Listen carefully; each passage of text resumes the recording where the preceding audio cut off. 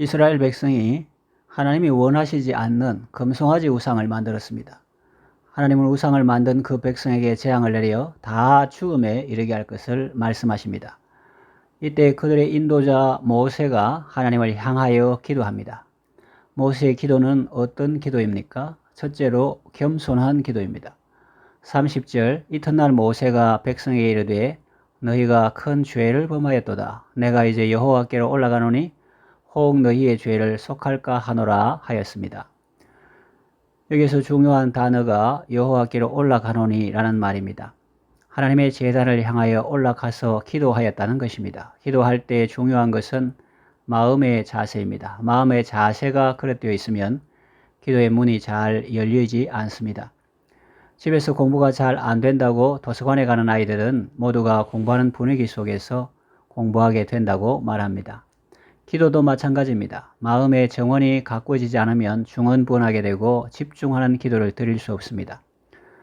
모세가 하나님을 향하여 올라가서 기도한 것은 먼저 자신을 돌아보며 하나님 앞에 겸손한 마음을 가지고 하나님을 진심으로 구할 수 있기 때문입니다. 역대하 34장 27절 내가 이곳과 그 주민을 가리켜 말한 것을 네가 듣고 마음이 연약하여 하나님 앞 곧 내 앞에서 겸손하여 옷을 찢고 통곡하였으므로 나도 네 말을 들었노라. 여호와가 말하였느니라 하였습니다. 기도는 얼마나 기도하였느냐는 양보다 어떤 자세로 기도하였느냐가 더 중요하죠. 하나님은 자기 자신을 살피고 겸손한 모습으로 하나님을 구하는 자의 기도를 들어주십니다. 소크라테스 시대의 대표적인 지성인으로 꼽힌 소피스트들은 마치 자신들이 모르는 것이라고는 아무것도 없는 것처럼 행동했습니다. 이런 오만하고 교만한 지식인들을 보면서 소크라테스는 슬픈 마음이 들었습니다. 그래서 그는 그들과의 차별성을 강조하기 위해서 이런 말을 했습니다. 저 사람들은 실제로 아무것도 모르면서 정작 자신이 모르고 있다는 사실조차 모른다. 내가 그들과 다른 점이 한 가지 있다면 나는 내가 모른다는 사실만은 알고 있다는 것이다. 그러면서 너 자신을 알라고 했습니다. 베드로전서 5장 5절에 젊은 자들아 이와 같이 장로들에게 순종하고 다 서로 겸손으로 허리를 동이라. 하나님이 교만한 자를 대적하시되 겸손한 자들에게는 은혜를 주시느니라 하였습니다. 여러분은 작은 새들만이 노래할 줄 안다는 사실을 알고 계십니까? 조류에 속하는 모든 동물들은 날개가 있어 날 수 있습니다. 많이 날 수 있는 새도 있고 조금 날 수 있는 새도 있습니다. 독수리는 높게 그리고 멀리 날 수 있으나 칠면조나 타조는 거의 뛰어다니고 급한 상황에 처할 때나 조금 납니다. 또 모든 새들이 다 노래 부를 수 있는 것은 아닙니다. 독수리나 칠면조나 타조는 노래를 부르지 못하고 작은 참새들이나 가냘픈 카나리아 같은 새들만이 노래를 부릅니다. 이처럼 작은 새들이 아름다운 노래를 부를 수 있는 것처럼 이 세상에서도 겸손한 성도들만이 기도의 소리를 낼 수 있는 것이 아니겠습니까? 참으로 하나님 앞에서 겸손하고 자기 자신이 한없이 연약하게 느껴질 때 그의 입에서 하나님을 향한 참된 기도가 나올 수 있는 것입니다. 역대하 7장 14절 내 이름으로 일컫는 내 백성이 그들의 악한 길에서 떠나 스스로 낮추고 기도하여 내 얼굴을 찾으면 내가 하늘에서 듣고 그들의 죄를 사하고 그들의 땅을 고칠지라 말씀하셨습니다.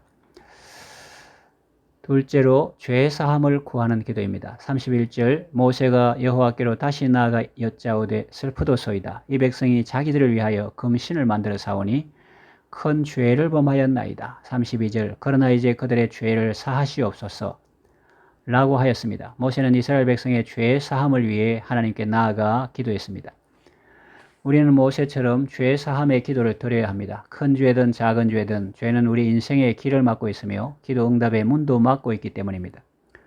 죄는 우리에게 하나님의 은혜를 차단합니다. 그 사람에게 기다리는 것은 사망뿐입니다. 로마서 5장 12절 그러므로 한 사람으로 말미암아 죄가 세상에 들어오고 죄로 말미암아 사망이 들어왔나니 이와 같이 모든 사람이 죄를 지었으므로 사망이 모든 사람에게 이르렀느니라 했습니다.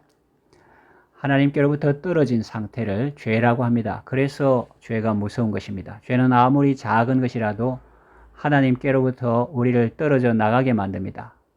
그러니 죄 사함을 구하십시오. 죄 사함의 은혜가 있을 때 여러분은 하나님과 연결되고 그러면 무엇을 구하든지 하나님께 응답받을 것입니다. 셋째로 사랑의 기도입니다. 32절 그러나 이제 그들의 죄를 사하시옵소서. 그렇지 아니하시오면 원하건대 주께서 기록하신 책에서 내 이름을 지워버려 주옵소서 했습니다. 이것은 백성을 위하여 자기를 버린 기도입니다. 요한복음 15장 13절 말씀 보면 사람이 친구를 위하여 자기 목숨을 버리면 이보다 더 큰 사랑이 없다라고 했습니다. 모세의 기도는 자기 목숨까지 내놓은 사랑의 기도입니다. 화가 알베르트와 그의 친구와의 사이에 있었던 이야기입니다. 그들은 화가 지망생들이었지만 너무나 가난하여서 그림 공부를 할 수가 없었습니다. 알베르트와 그의 친구는 오랫동안 궁리한 끝에 한 방법을 찾았습니다. 한 사람이 먼저 그림 공부를 하고 그동안 다른 한 사람은 돈을 벌어서 그림 공부하는 친구를 돕는 것이었습니다. 알베르트가 먼저 그림 공부하기로 하고 친구는 잠시 그림을 뒤로 하고 일터로 나갔습니다. 그 친구는 열심히 일해서 알베르트의 학비를 도왔고 알베르트는 열심히 그림 공부했습니다. 몇 년이 지났습니다. 드디어 알베르트는 이름 있는 화가로 성장했습니다. 이제 알베르트의 친구가 공부해야 할 차례입니다. 이제 자네 차례야. 그동안 고생이 많았네. 내 그림이 이제는 꽤 비싼 값을 받을 수 있으니 돈 걱정은 말고 그림 공부에 전념하게. 친구는 기쁜 마음으로 그림 공부를 시작했습니다. 그러나 그에게 실망과 좌절이 찾아왔습니다. 그는 너무나 오랫동안 그림을 그리지 않고 일만 해왔기 때문에 손이 굳어져서 세밀한 그림을 그릴 수가 없었습니다. 그는 실망 속에서 하나님을 원망하고 친구도 원망하였지만은 결국 신앙으로 슬픔을 이기고 오히려 그의 친구를 위하여 사랑으로 기도하기 시작했습니다. 어느 날 알베르트는 그림 공부하는 친구를 만나러 갔습니다. 친구의 화실에 들어가려 할 때 화실 안에서 들려오는 친구의 기도 소리를 듣게 되었습니다. 흐느끼면서 자신의 현실을 안타깝게 하나님께 호소하고 있었습니다. 그리고 알베르트를 용서하고 오히려 알베르트를 위하여 하나님께 간구하고 있었습니다. 알베르트는 친구의 그 기도 소리를 들으며 크게 감동했습니다. 그는 집으로 돌아와 문틈으로 보이던 친구의 거친 손을 생각하며 그림을 그렸습니다. 그 그림이 바로 유명한 기도하는 손이라는 알베르트의 대표작입니다. 오늘날까지 이 기도하는 손의 주인공의 이름을 아는 사람은 아무도 없습니다. 우리가 기억해야 할 것은 하나님은 사랑의 기도를 잊지 아니하시고 좋은 것으로 응답하신다는 것입니다. 솔로몬이 자기를 위하여 무엇을 구하지 않고 오직 백성을 사랑하여 지혜를 구하였습니다. 하나님은 그 사랑의 기도를 들으시고 그가 구하지 않은 것까지 주셨습니다. 백부장은 자기 집 종을 사랑하여 예수님께 나아와 간청하였습니다. 주께서 즉시 응답하셨습니다. 사도 바울은 고린도전서 13장 2절에서 내가 예언하는 능력이 있어 모든 비밀과 모든 지식을 알고 또 산을 옮길 만한 모든 믿음이 있을지라도 사랑이 없으면 내가 아무것도 아니라고 하였습니다. 믿음도 사랑을 잃어버리면 믿음이 아닙니다. 기도도 사랑을 잃어버리면 기도가 아닙니다. 섬김도 사랑을 잃어버리면 섬김이 아닙니다. 무엇을 구하든지 사랑으로 기도하십시오. 그러면 여러분은 그 기도에 응답하여 찾아오시는 하나님의 발자국 소리를 듣게 될 것입니다. 사랑으로 기도할 때 여러분은 여러분의 삶 속에 날마다 찾아오시는 하나님을 경험하게 될 것입니다. 겸손한 기도, 죄 사함을 구하는 기도, 사랑의 기도로 하나님의 구원 역사에 귀하게 쓰임 받으시기를 바랍니다.